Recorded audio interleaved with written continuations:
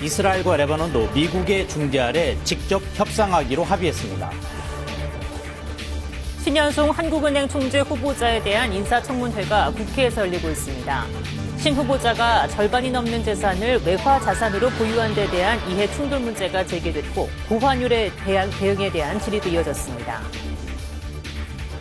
지난달 취업자가 20만 6천 명 늘며 두 달 연속 20만 명대 증가세를 이어갔지만 청년 취업자 수는 41개월 연속 감소세를 보였습니다. 정부는 청년층 고용 지원을 위해 청년 뉴딜 추진 방안을 마련하기로 했습니다. 향후할 소녀상에 입을 맞추는 등 공공장소에서 난동을 부려온 미국인 유튜버 조니 소말리가 1심에서 징역 6개월을 선고받고 법정 구속됐습니다. 구류 21과 아동 청소년 관련 기관의 5년간 취업 제한 명령도 받았습니다. 여러분 안녕하십니까? KBS 12시 뉴스입니다. 한 차례 결렬됐던 미국과 이란의 종전 협상이 다시 열릴 것으로 보입니다. 네, 이번에도 최대 관건은 이란의 핵무기 포기 여부입니다. 워싱턴 김성수 특파원입니다. 트럼프 미국 대통령이 이란과 종전 협상이 곧 재개될 가능성을 시사했습니다. 트럼프 대통령은 파키스탄 이슬라마바드에 있는 뉴욕 포스트 기자와 전화 인터뷰를 했는데 정말 거기 머물러야 한다. 향후 이틀 안에 뭔가 일어날 수도 있고 우리가 그곳으로 갈 가능성이 더 커졌기 때문이라고 했습니다. 이유에 대해선 군 최고위 인사가 매우 잘하기 때문이라고 설명했습니다.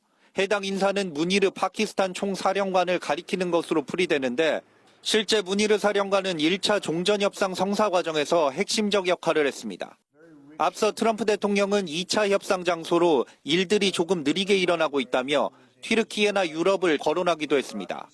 트럼프는 미국이 이란의 우라늄 농축을 20년 중단할 것을 요구했다는 언론 보도에 불만을 표했습니다.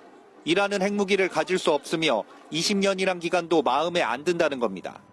유예 조치를 이란이 승리로 여길 수 있다며 핵 포기를 거듭 강조했습니다. 이런 가운데 워싱턴에선 중동 전쟁의 또 다른 축인 이스라엘, 레바논이 만났습니다. 미국 측에서는 마코 루비오 국무장관이 직접 참석해 협상을 중재했습니다. This facility will also the historic opportunity. This is about bringing a permanent end to 20 or 30 years of Hezbollah's influence in this part of the world. 미 국무부는 두 나라가 상호 합의된 시기와 장소에서 직접 협상하는 데 합의했다고 밝혔습니다. 적대행위 중단에 대한 모든 합의는 반드시 미국의 중재를 거쳐야 한다고도 강조했습니다. 레바논 휴전은 미국과 이란 간 논의 대상이 아니라는 메시지를 이란에 보낸 거라는 해석이 나옵니다. 워싱턴에서 KBS 뉴스 김성수입니다.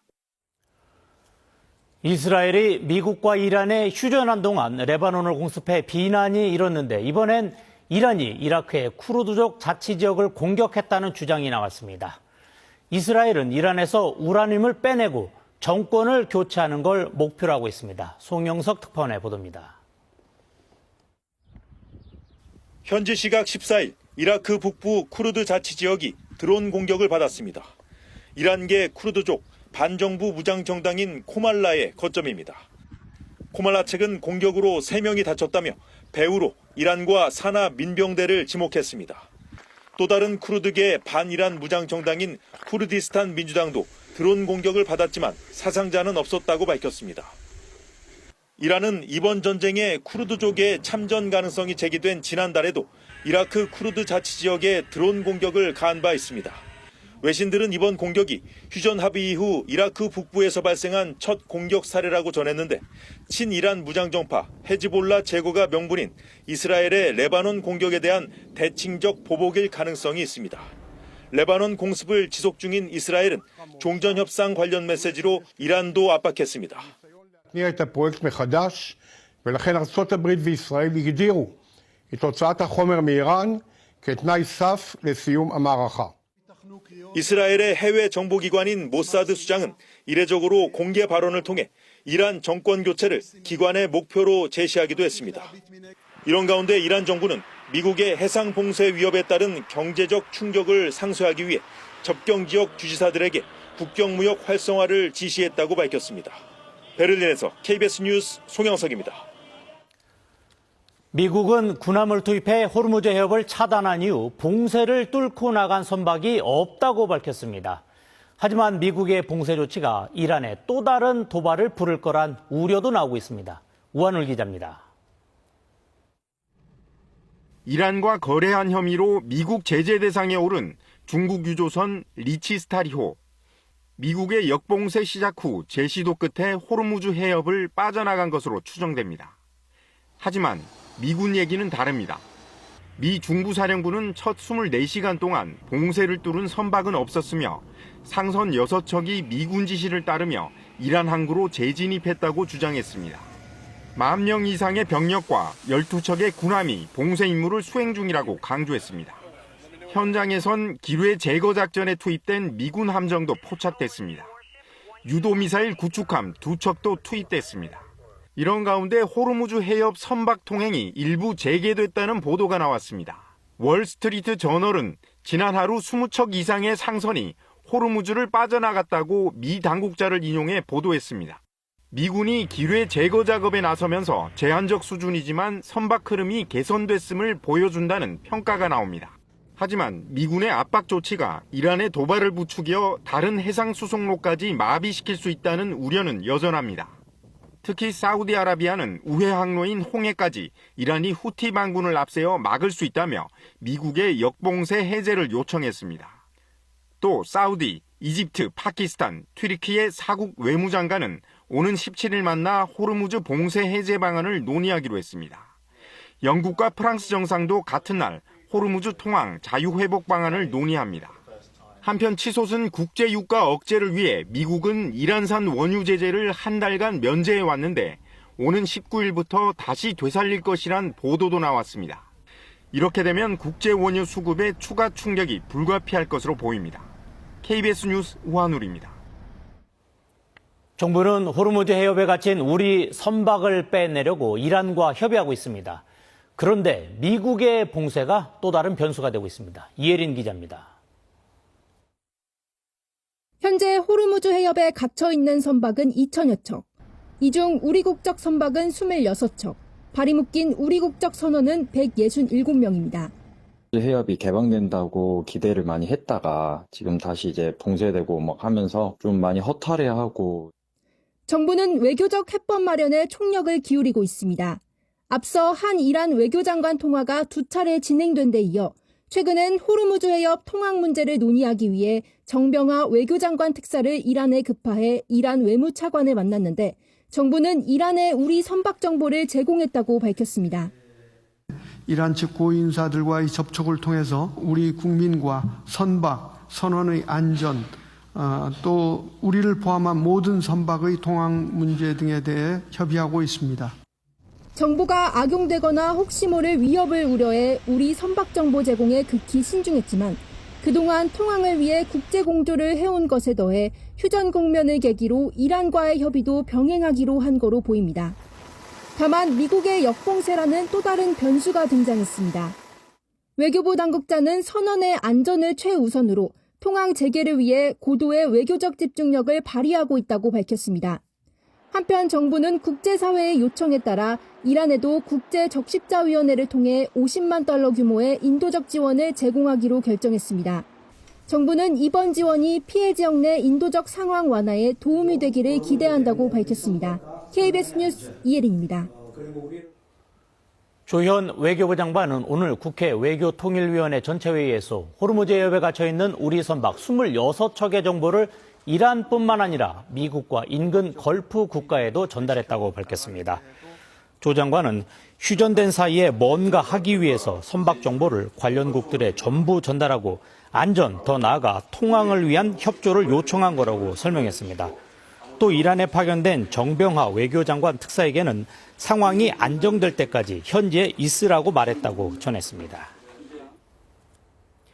오늘 국회에서는 신현송 한국은행 총재 후보자의 인사청문회가 열리고 있습니다. 절반이 넘는 재산을 외화자산으로 보유한 데 대한 지적이 제기됐고 물가와 환율 상승 대응 방안에 대한 질의도 이어졌습니다. 김유대 기자입니다. 신현송 한국은행 총재 후보자는 지금 우리 경제의 대외 불확실성이 지속되고 있다고 짚었습니다.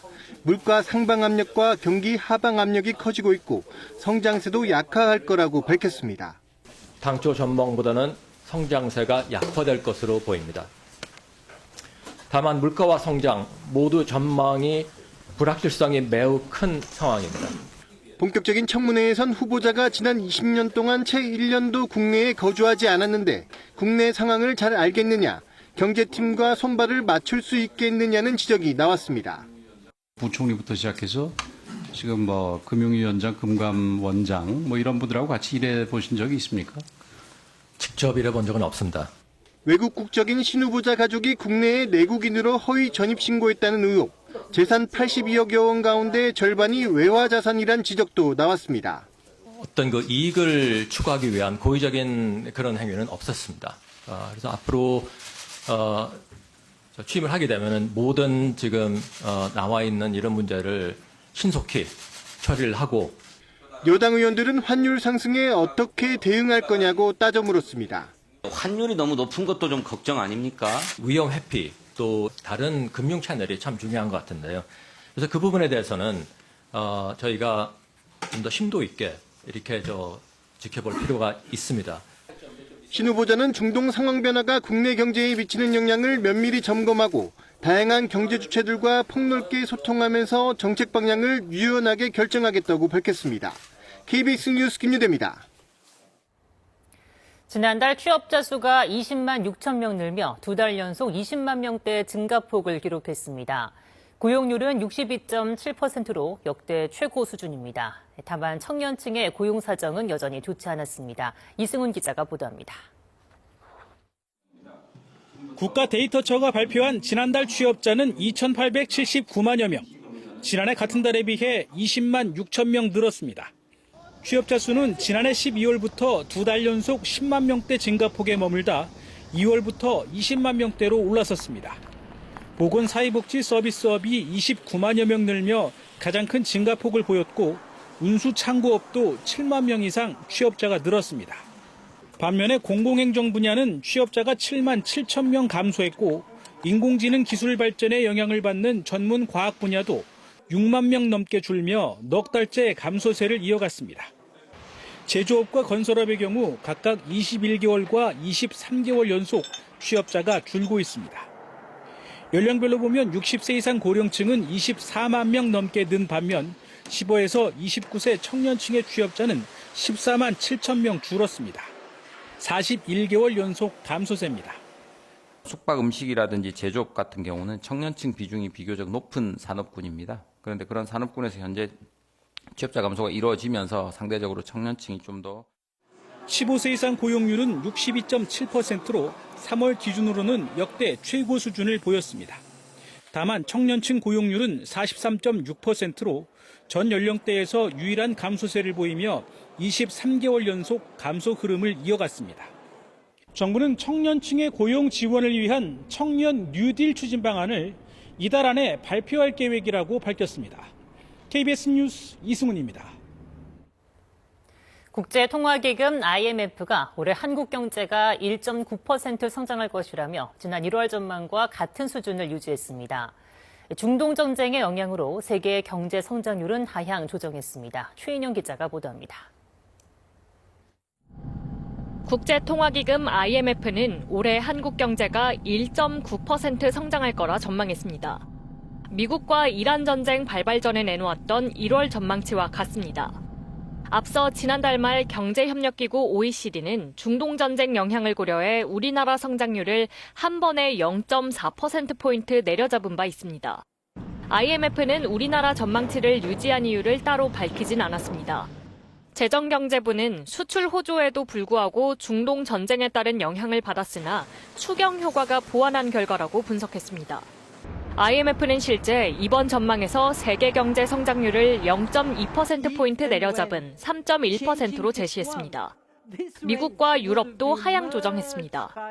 다만 이 같은 전망치도 올해 중반부터 에너지 등의 생산 수출이 정상화됐을 때를 전제한 것으로 사태가 장기화된다면 성장률이 더 떨어질 거라 경고했습니다. 국제유가가 올해 평균 배럴당 110달러 수준으로 올라가는 상황에선 세계 경제 성장률이 2% 안팎까지 떨어질 수 있다고 예상했습니다. IMF는 세계 경제에 대해 하방 위험이 지배적이라고 평가했습니다. 전쟁 장기화에 따른 공급망 교란, 인공지능 수익성에 대한 재평가로 금융시장이 조정될 가능성 등을 주요 요인으로 제시했습니다. 에너지, 식품 가격 급등으로 올해 세계 물가 상승률은 지난 1월 전망보다 0.6%포인트 높은 4.4%로 전망했습니다. 한국 물가는 2.5% 오를 거라 예측했습니다. KBS 뉴스 최인영입니다.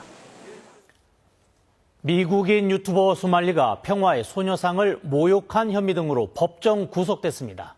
법원이 자극적인 조회수 장사를 벌인 수말리를 실형으로 엄벌했습니다. 이화진 기자입니다. 한 외국인 남성이 편의점 안에서 컵라면을 쏟고 면을 집어던집니다. 지하철 안에서 음란물을 틀고 지나가는 여성에게 성희롱성 발언을 내뱉습니다. 이 남성은 미국 국적의 유튜버 조니 소말리로 해당 영상은 모두 유튜브를 통해 실시간 방송됐습니다. 소말리는 자신의 SNS에 평화의 소녀상에 입맞춤하는 모습을 올리기도 했습니다. 검찰은 2024년 11월 소말리를 불구속 상태로 재판에 넘겼습니다. 하지만 이후로도 반성은 없었습니다. 소말리는 지난해 3월 첫 재판 당시 트럼프 미국 대통령의 지지자들이 쓰는 붉은색 마가 모자를 착용하고 법정 출입을 시도하다가 제지당했습니다. 이 과정에서 한국은 미국의 속국이라고 발언해 논란을 키웠습니다. 4개월 뒤에는 일본 우길기를 손에 든 채 일본이 한국을 다시 점령해야 한다고 발언하며 독도는 일본 소유라는 취지로 주장하기도 했습니다. 그리고 오늘 1심 재판부가 소말리에게 실형을 선고했습니다. 서울 서부지법은 업무방해와 성폭력 처벌특별법 위반 혐의 등으로 징역 6개월을 선고하고 소말리를 법정 구속했습니다. 구류 20일과 아동 청소년 및 장애인 관련 기관에 5년간의 취업 제한도 명령했습니다. 앞서 검찰은 징역 3년형과 벌금 15만 원을 구형한 바 있습니다. KBS 뉴스 이화진입니다. 유명 의류업체 여성 임원이 남성의 차량에 위치 추적기를 몰래 설치한 혐의로 재판에 넘겨졌습니다. 이 둘은 과거 연인 사이였습니다. 황영규 기자의 단독 보도입니다. 모자를 눌러쓴 여성, 차량 앞으로 다가오더니 몸을 숙여 무언가에 설치합니다. 자리를 뜨려다가도 다시 돌아와 상태를 확인합니다. 여성이 차량 아래 설치한 건 위치 추적기였습니다. 밑에 뭘 만져보니까 뭐가 잡혀요. 이게 뭘까 하다가 뭘 설치한 것 같다. 처음에는 제가 이거 GPS인지 뭐 그런 건지는 사실 모르죠. 뭘 엄청 감아놨더라고요. 여성은 유명 패션 브랜드 임원. 차량 주인은 같은 회사에 다니는 남성 직원이었습니다. 남성은 곧바로 경찰에 신고한 뒤 접근 금지 등 보호 조치가 가능한지 문의했습니다. 하지만 지속적이고 반복적인 행위가 아니어서 스토킹에 해당하지 않고 때문에 보호 조치도 어렵다는 답변이 돌아왔습니다. 결국 여성은 위치 추적기를 설치한 혐의로만 재판에 넘겨졌습니다. 설치한 당일날 찾았다는 그 이유만으로 접근 금지는 이제 안 된다. 지금까지도 정신과 계속 약물 진료랑 진료받고 있고. 남성 직원은 사건 이후 약 5개월 만에 퇴사했지만 여성 임원은 계속 근무하고 있습니다. 여성 측은 취재진에 한때 연인이었던 사이에서 일어난 사건이며 반성하고 있다고 말했습니다. 회사 측은 사건 직후 두 사람을 분리 조치했다며 재판 결과 등을 종합해 필요한 조치를 취하겠다고 밝혔습니다. KBS 뉴스 황형규입니다. 경제적인 어려움이 있어도 복잡한 절차 탓에 지원을 받지 못하는 가구가 여전히 많습니다.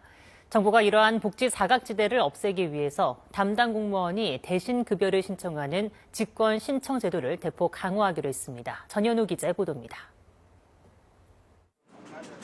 생계가 위태로운 가구가 지원을 제때 받지 못하는 일을 막기 위해 정부가 생계급여 직권 신청을 강화하기로 했습니다. 보건복지부는 위기 상황에 놓인 취약계층을 선제적으로 지원하기 위한 방안을 마련해 이달 중 시행하겠다고 말했습니다. 대상은 긴급복지를 받고 있는 가구 중 미성년 자녀가 있거나 긴급복지를 받았어도 여전히 위기 상황에 있는 경우 등입니다. 현행 제도에서도 직권 신청은 가능하지만 당사자 동의가 필수인 데다 담당 공무원의 책임 문제 등으로 현장에선 거의 활용되지 못했습니다. 2024년 기준 전국의 생계급여 신규 수급이 17만여 건에 달했지만 직권 신청 사례는 198건으로 0.1% 수준에 불과했습니다. 앞으로는 담당 공무원이 당사자를 대신해 생계급여를 우선 신청할 수 있게 되고 금융재산을 제외한 간이소득재산조사를 통해 신속히 지원할 수 있게 됩니다.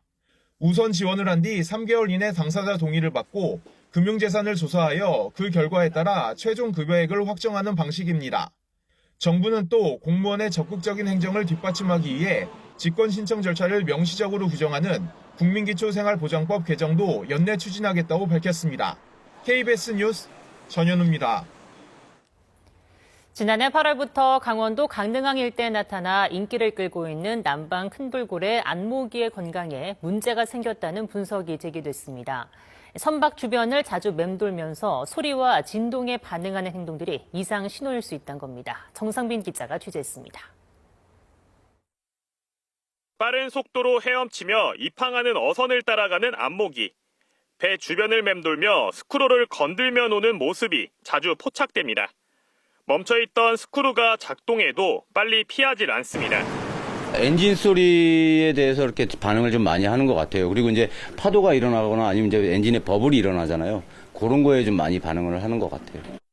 그런데 안모기의 이런 행동, 건강 이상이 원인일 수 있다는 분석이 나왔습니다.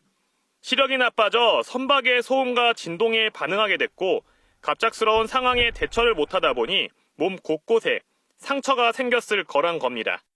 안모기가 제주 남쪽 바다에서 동해안까지 오게 된 이유도 결국 건강 상태 때문이었을 거란 추정도 나옵니다. 시력이라든가 몸 상태가 안 좋다 보니 무리해서 이탈해가지고 그 해류에 몸을 맡겨가지고 가다 보니 동해까지 간 거 아닌가. 안모기의 이상 행동이 반복되는 장소도 문제입니다. 특히 강릉항은 선박 통항이 잦아 추가 충돌 등 2차 피해 우려가 나오는 상황입니다. 이런 행동을 반복적으로 하고 익숙한 환경에서 점점 더 이런 행동이 강화된다는 점에서 많이 우려할 만한 상황으로 보입니다.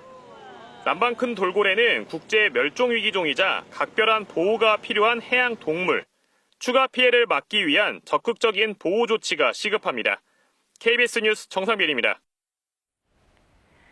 이 시간 서울 마포대교의 모습입니다. 미세먼지로 인해서 서울의 도심이 뿌옇게 보이고 있습니다. 오늘 한낮에 역시 초여름 더위가 나타나겠습니다.